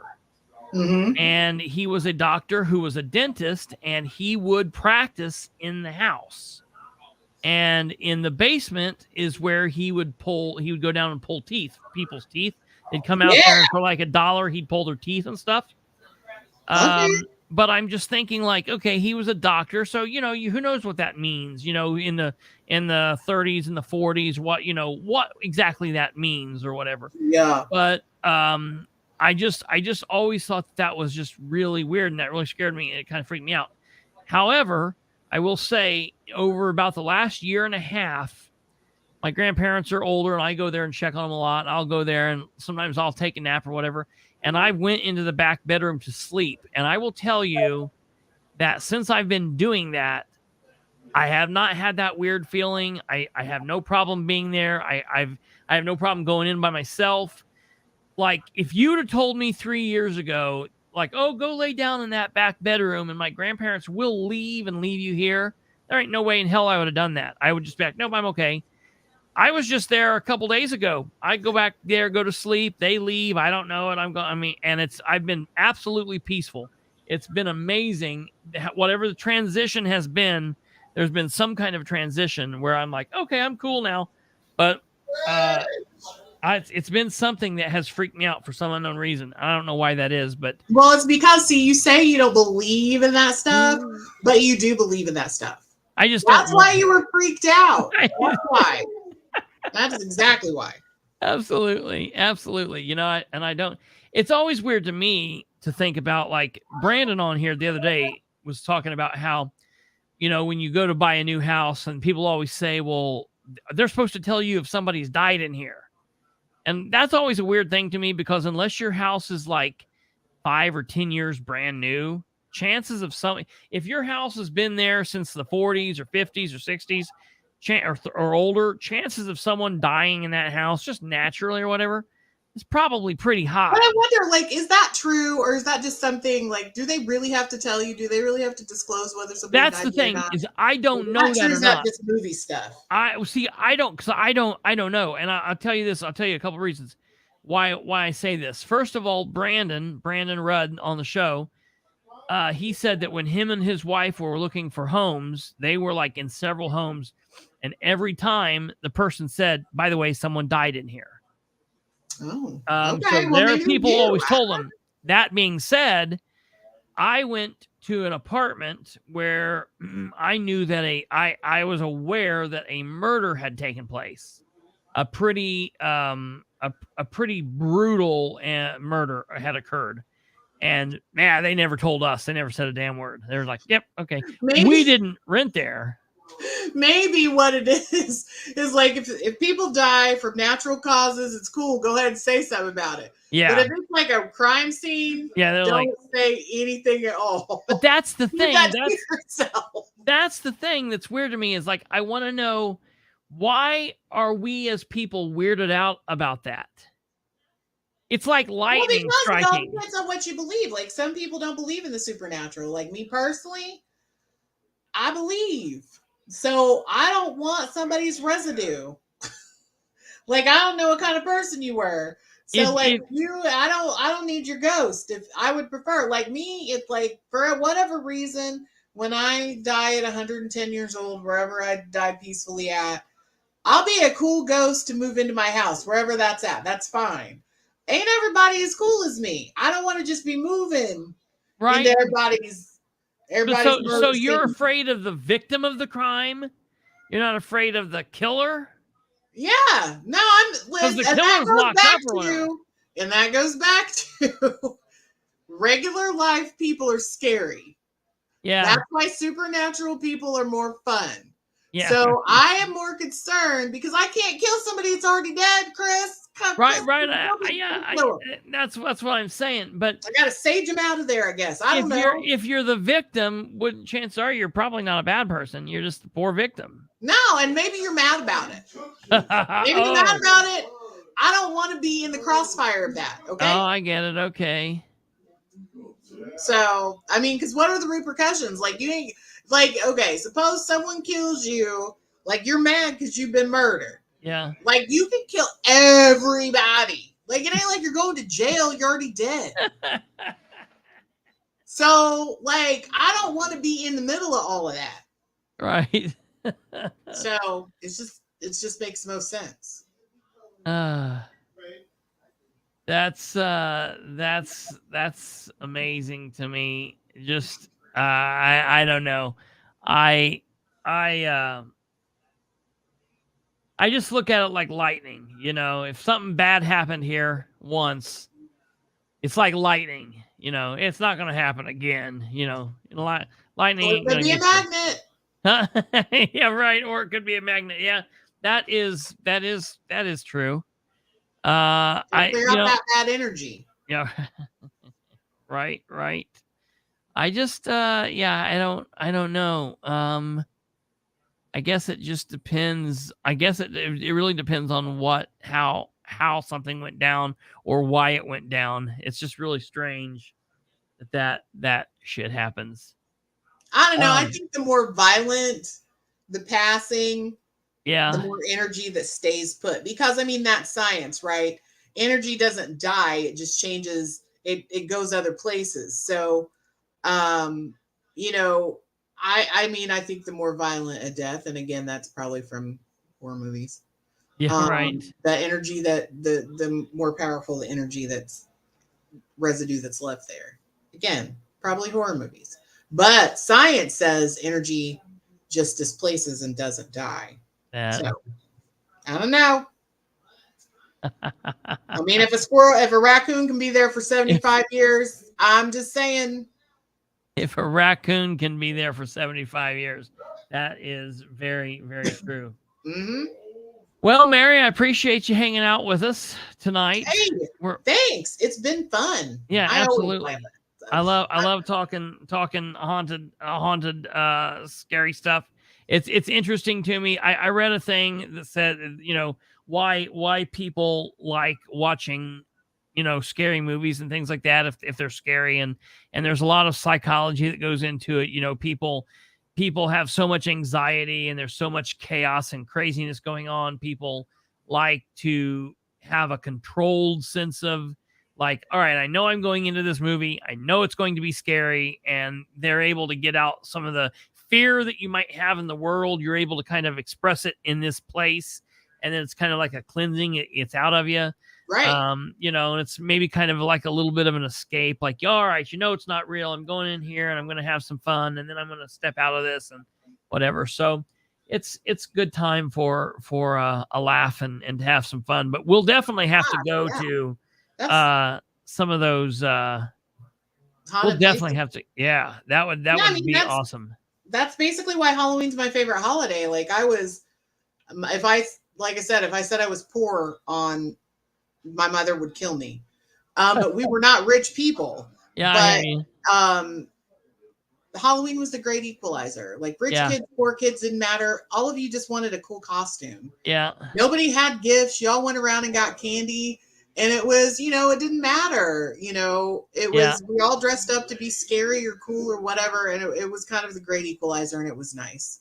Yeah. So it was pretty cool. That's why it's one of my favorites. Absolutely. Yeah, that's really cool. And I almost now I'm into like the costumes, specifically of little kids and things like that are more neat, like they're really inventive, or, you know, like it's like, that's a really cool idea, you know what I mean? Or whatever. And it's like, wow, that's not been thought of, or I should have done that.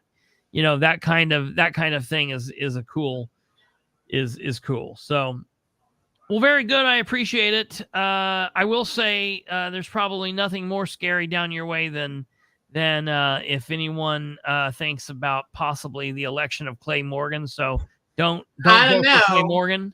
Clay Morgan, and also because I mean Clay Morgan, and also getting pulled over by anybody in the sheriff's department is fairly scary as well. There's a couple in the sheriff's department I'd say it's probably all right, but yeah. Some are pretty cool, but you never know.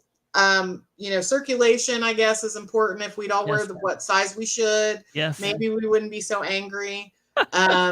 You know, I think that could be it. But yes, I know, and it's scary. Like, I am really worried about it, and I'm going to tell you why. As a person we have an organization here that Mayor York, who I will be voting for, has been very supportive of, and that's, you know, the Lightkeepers of Henry County. Yeah.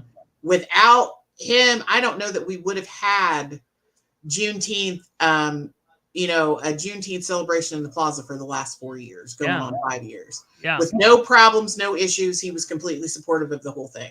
Now, I'm not saying that Clay wouldn't be supportive. I'm just saying I don't know. Yeah. And I, and he is, and Mayor York has been amazing to us and trying to help us and do all of those things. So I will, sing his praises. He has been more than accommodating to us and very supportive of everything that we needed to do. If we had a problem, we had some people who were threatening violence, and every year, in fact. Yeah.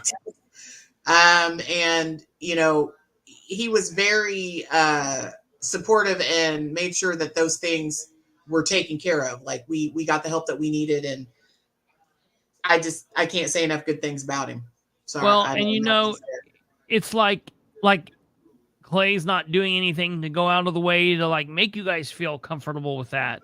And the other side of that with Greg is it's like, he's not the best. I mean, there are issues. He's got issues, but when you are putting them on the scale,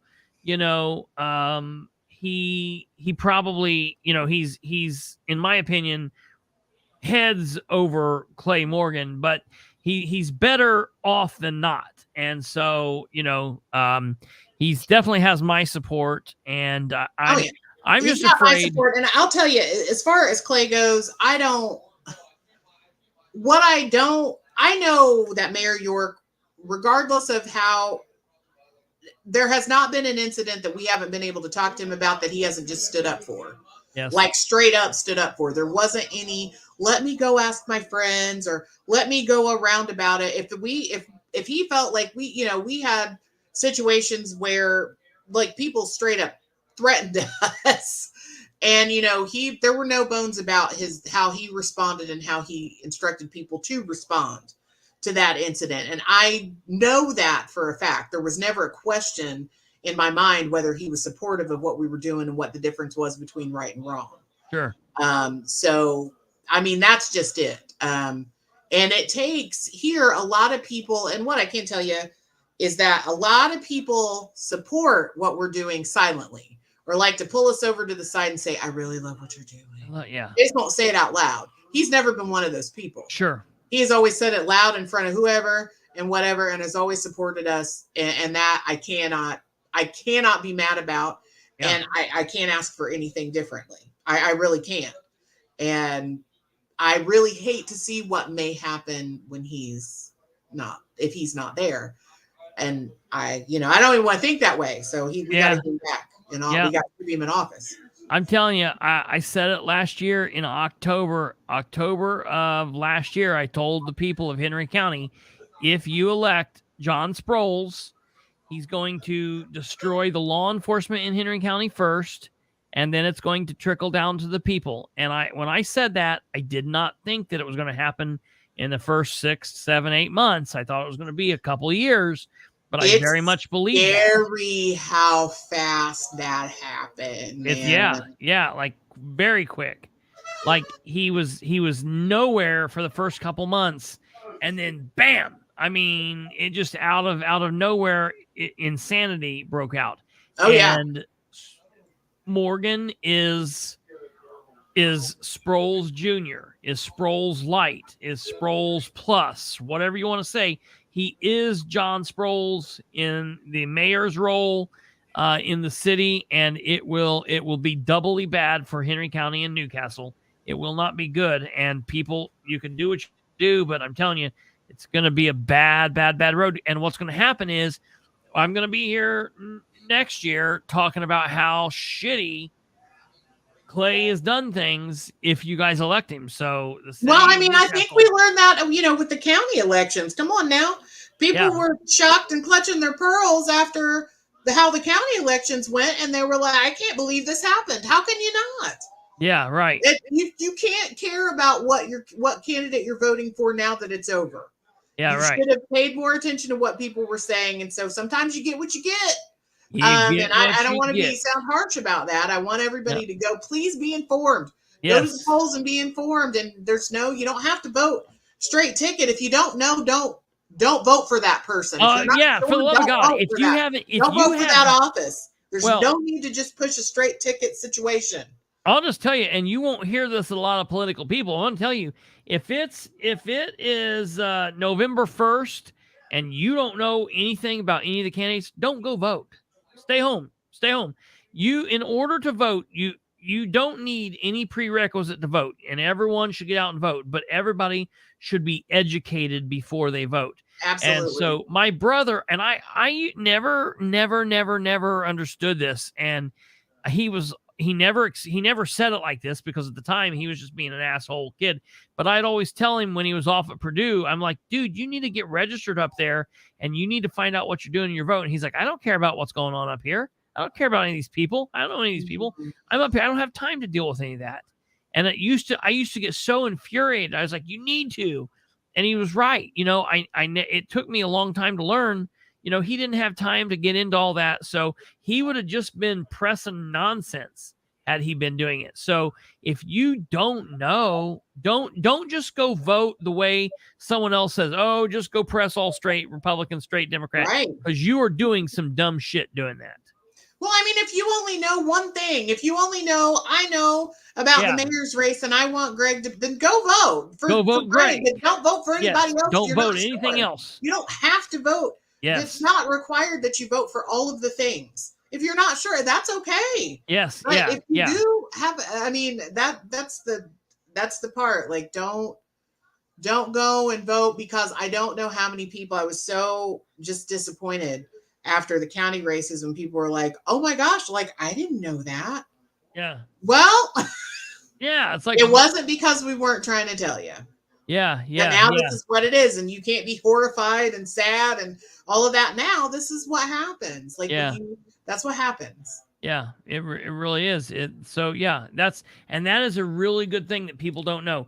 You can go in and vote for one office and leave everything else blank. That's right. There is nothing wrong with that. So if you know your at-large council candidate and that's the only person you know about because it's your high school sweetheart, or it's your brother, or whatever, it's your next door neighbor, and you're going to support that person, but you don't know anything else, go vote for that office and leave the rest of the ballot blank. Absolutely. That is perfectly okay. You don't have to vote for everybody. You don't know, don't vote for that person. But I encourage you to vote. If you know for one office, go vote. But don't be voting for everybody. If you don't know, don't be putting anything down. It's okay. It is okay. Yeah. That's your right to do as well. Very good. Well, very good. I appreciate it. Mary, you'll have to come back, and thanks for having me. Yeah, no problem. It was fun. Yeah, thank you very much. We'll be right back with you. Stay there for just 1 second. Okay.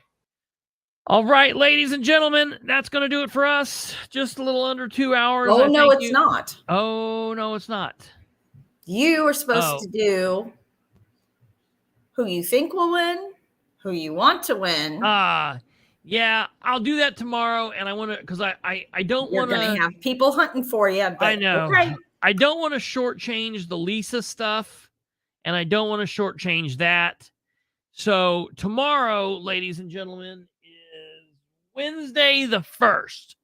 Tune in for the Wednesday the 1st show, and I will tell you my picks everywhere. And I got some big news out of Winchester, reference Lisa Friend and everything going on that way. So stay tuned. Come back tomorrow, 9 p.m. We'll tell you about that. Thank you guys very much. Have a great rest of your Halloween night. Go watch a scary movie. Go watch Trick or Treat or Halloween 3 and see how that goes. Thank you guys all very much. If you want to catch the Dark Dan interview, I do want to let you know that as of 10 p.m. tonight, so 55 minutes ago, this went up. The Political Spotlight phone interview with Mayor of MUNICE, Dark Dan. Ladies and gentlemen, obviously that was a parody interview. I am not Dark Dan. I don't know who Dark Dan is. I asked questions.